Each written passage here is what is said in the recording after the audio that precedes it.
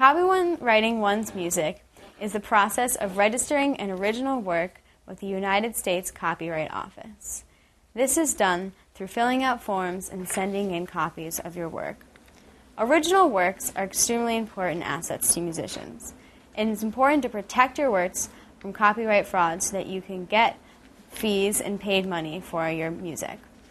In most cases, this is the highest form of getting money that musicians can have.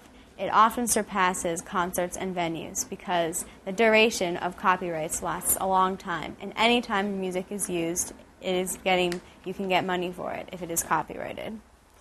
The income that you get is collected through royalties, which is done by having licenses through your music. This will be talked about later in the lesson. The U.S. Copyright Act is what has made this possible. The Act has gone into effect in 1978, and here it is. The Congress shall have power to promote the progress of science and useful arts by securing for limited times to authors and inventors the exclusive rights to their respective writings and discoveries.